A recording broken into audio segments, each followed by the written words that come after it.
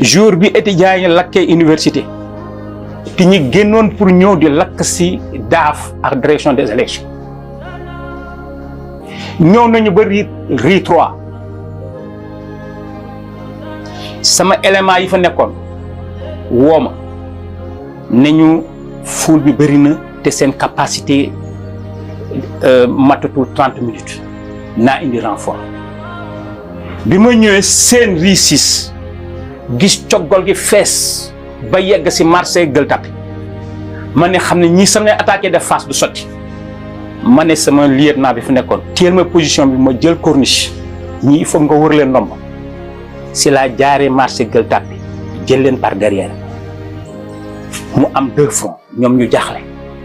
attaque par devant et attaque par derrière si li ñu jël les routes transversales génn zone bi ñu progressé ba dibiteurs yi le mbote bi nekk foofu fekk leen ñu jël matt dëmb yooyu taal ba kenn mënu fa jàll ma xool amoo ndox gisuma dara ma jékki-jékki gëstu sama càmmoñ gis benn boutique boo xam ne dafa rangale ay butéelu yu mag yooyu nga xam ne moom la ñuy def si borne fontaine yu 20 litres ma ne lii ma jël sama paaka ma dagg ko ma jël butéelu ndox yooyu yëpp sotti fay taal yi pour oto yi mun a progresser pour que ñu bañ a yegg si au niveau donc de la DAF et du bureau des élections bi affaire yi passé cas boobu def moom jàpp sama conscience ma ne lii alalu jàmbur la jël naa ko bàkkaar la boo xam ne sama kaw lay tegu bi affaire passé dama jël sama oto ñëw ba si boutique bi ma woo borom boutique bi xam ma caamay frère xam ma sekkee frère la tudd sooy dem mu ngi féete à gauche ma ne ko yaa ngi fàttaliku amoon nga fi ay butéel fii si événement yi nga fa jóoroon man maa leen jëloon sotti leen pour fay lakk bi pour éléments yi mun a progresser parce que suñ ko defaloon danañ yegg si lakk taal DAF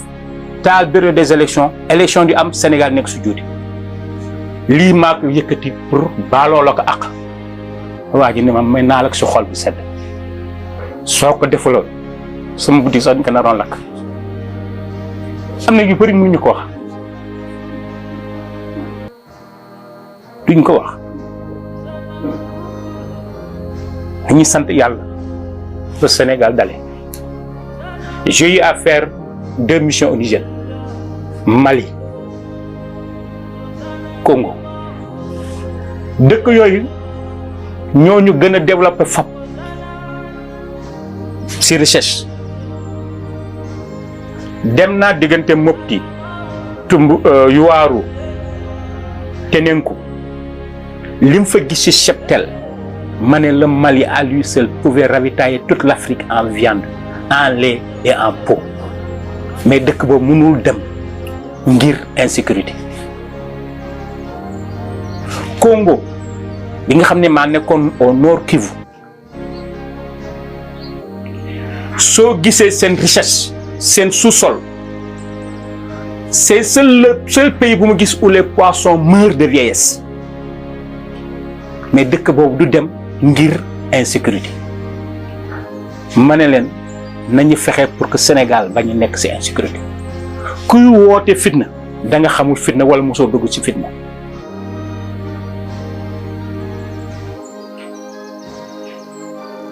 dama doon wax sama élément yi s'il faut qu'une personne décède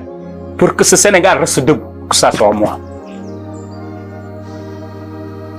tenons la baraque ne laissons pas ce pays sombrer nañ ñu jaral lu nekk kuy def nag lu baax foofu ñu am ñu la sikk mais da ngay xool sa diggante ak yàlla nit ki soo ko xamul da ngay woowee mais li fi force de sécurité et défense yi def suñ ko defuloon tey duñu wax Sénégal kon tey jii ba léegi ñu ngi doon comme Congo ñu ngi doon comme Mali ñu ngi doon comme ñeneen il faut que Sénégalais yi xam ne Sénégal bi ñi ñee li Sénégal am te amaguñu woon pétrole amaguñu woon gaz buñ ko yàq pour des futilités politiques et autres ce qui nous unit est beaucoup plus fort le Sénégal c'est une grande famille la preuve sa caméraman bi dafa ñëw mu ne ma Diop la sant ma ne ko ban Diop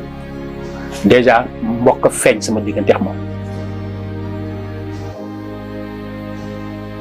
Donc pour vous dire que Sénégal c'est une grande famille.